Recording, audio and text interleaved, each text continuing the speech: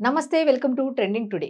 ఈ మధ్య కాలంలో చాలా మంది ఏంటంటే ఒక తెలియని ఒక చిన్న విషయాన్ని తీసుకొని గోరంతా కాస్త కొండంతలా నాలెడ్జ్ ఉన్నట్టు బిల్డప్ ఇచ్చేసే వాళ్ళు చాలా మందిని చూస్తున్నాం. తెలియని విషయం అయినా సరే తెలిసినట్టుగా బోల్డంతా పెద్ద భూతద్దంలో పెట్టి చూస్తూ ఉంటారు.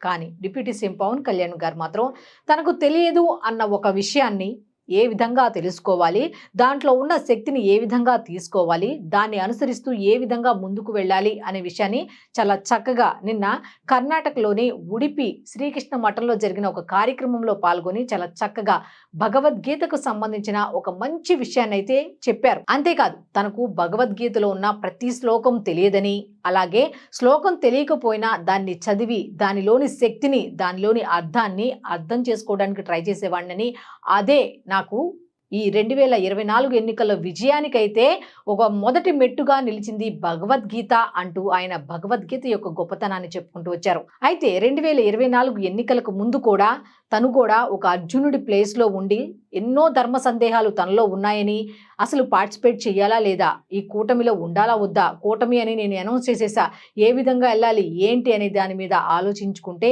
ఆయనకి కళ్ళ ముందు కనిపించింది ఒకటేనంట, అదే భగవద్గీత.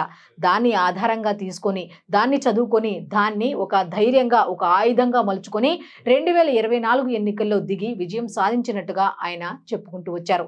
భగవద్గీతలో ఇంత పవర్ ఉంటుందన్న విషయం అందరికీ తెలిసిందే. కానీ సందర్భానికి తగ్గట్టుగా యువతకు ఏ విధంగా పిలుపునిచ్చారో తెలిస్తే ఇది కదా సరైన నాయకుడికి ఉండాల్సిన మంచి లక్షణం అని అందరూ చెప్పుకుంటున్నారు.